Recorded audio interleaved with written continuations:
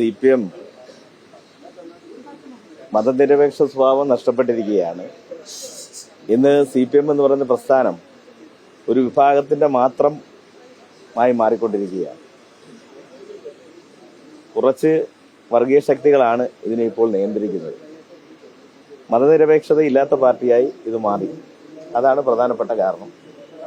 പിന്നെ ഈ രാജ്യത്ത് മോഡി ഗവൺമെന്റ് നടത്തിക്കൊണ്ടിരിക്കുന്ന വികസന പ്രവർത്തനങ്ങൾ നമുക്കെല്ലാവർക്കും അറിയാവുന്നതാണ്.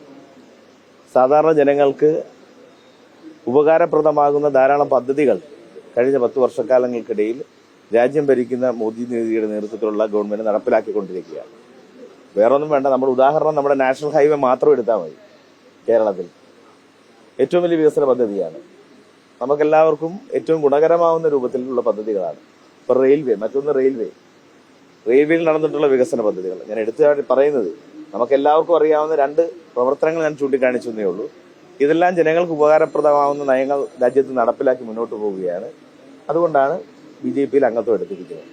പാർട്ടിയിലെ പരാതി നേതൃത്വത്തോട് പറഞ്ഞിട്ട് അവർ പരിഹരിക്കാൻ തയ്യാറായില്ല. ആലപ്പുഴയിൽ ഒരുപാട് വിഭാഗീയത. നിങ്ങൾ ഈ പ്രശ്നങ്ങളെ ഉന്നയിച്ച് വിവിധ പാർട്ടി കുടുംബമാണ്. അമ്മ ദീർഘകാലം പാർട്ടിയുണ്ട്, വിവിധ SFI മുതൽ പാർട്ടിയിലുണ്ട്. ഒന്നും ചെവിക്കൊണ്ടില്ലേ? അതാണോ? അതല്ല, ഇനി ആ പാർട്ടിയിൽ നിന്ന് ഇപ്പോഴത്തെ കഴിഞ്ഞ തെരഞ്ഞെടുപ്പ്, പാർലമെന്റ് തെരഞ്ഞെടുപ്പ് നമുക്ക് എല്ലാവർക്കും അറിയാം. ഇപ്പൊ ആലപ്പുഴ, എന്റെ നാടാണ് ആലപ്പുഴ. ഞാൻ ആലപ്പുഴയിൽ ജില്ലാ പഞ്ചായത്ത് വൈസ് പ്രസിഡന്റ് ആയിരുന്നു. ആലപ്പുഴയിലുണ്ടായ ദയനീയ പരാജയം CPM നമ്മളെല്ലാം മുന്നിൽ കണ്ടതാണ്. കേരളത്തിലുള്ള അവസ്ഥ അത് തന്നെയാണ്. ഇനി മുന്നോട്ട് പോകാൻ ഈ പാർട്ടിക്ക് പറ്റില്ല. പ്രത്യേകിച്ച് സുധാകരൻ സാറിന്റെ അവസ്ഥ ഞാൻ നേരത്തെ പറഞ്ഞു. ഒരു വിഭാഗത്തിന്റെ കയ്യിലേക്ക് ഈ പാർട്ടി പോവുകയാണ്. അതിന്റെ ഭാഗത്തേക്ക് ഇന്ത്യയിലെ ഏറ്റവും നല്ല പൊതുപ്രവർത്തകനാണ്, ഏറ്റവും നല്ല മന്ത്രിയായി പ്രവർത്തിച്ചു ദീർഘകാലം കേരളത്തിന് വേണ്ടി സേവനം അനുഷ്ഠിച്ച ആളാണ് സുധാകരൻ സാർ. അദ്ദേഹത്തിന് പോലും ഈ പാർട്ടിയിൽ ദയനീയമായ അവസ്ഥയാണ് ആലപ്പുഴയിൽ ഉണ്ടായിക്കൊണ്ടിരിക്കുന്നത്. ഇതെല്ലാം ഒരു കാരണമാണ്. അതെല്ലാം ഒരു ഘട്ടത്തിൽ കഴിഞ്ഞു. അതെല്ലാം 2 വർഷമായി. അതിനെക്കുറിച്ച് അറിയില്ല. അതുണ്ട്, ധാരാളം പേർ, ആയിരക്കണക്കിന് പേർ ഈ പാർട്ടി വിട്ടുപോകുന്ന ഒരു രീതിയാണ്. ഈ സമ്മേളനമൊക്കെ കഴിയുമ്പോൾ എല്ലാവരും ബോധ്യപ്പെടും. അതിപ്പം കുറച്ചു കാലം എടുക്കും.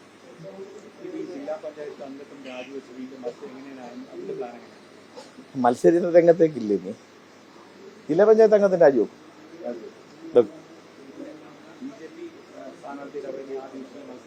താല്പര്യമില്ല. പദവിയൊന്നും നോക്കിയല്ലോ, പദവിയൊക്കെ വന്നു ചേരുന്നതല്ല. പദവിയൊന്നും നോക്കിയല്ലോ നമ്മുടെ ഒരു പ്രസ്ഥാനത്ത് പ്രവർത്തിക്കുന്നത്. നമ്മുടെ പൊതുപ്രവർത്തന രംഗത്ത്, എന്റെ കുട്ടിക്കാലം മുതൽ ഞാൻ പൊതുപ്രവർത്തന രംഗത്തുള്ള ആളാണ്. SFIയുടെ ജില്ലാ സെക്രട്ടറി ആയിരുന്നു, പ്രസിഡന്റ് ആയിരുന്നു, DYFയുടെ ജില്ലാ പ്രസിഡന്റ് ആയിരുന്നു, DYFയുടെ സംസ്ഥാന കമ്മിറ്റി മെമ്പർ ആയിരുന്നു.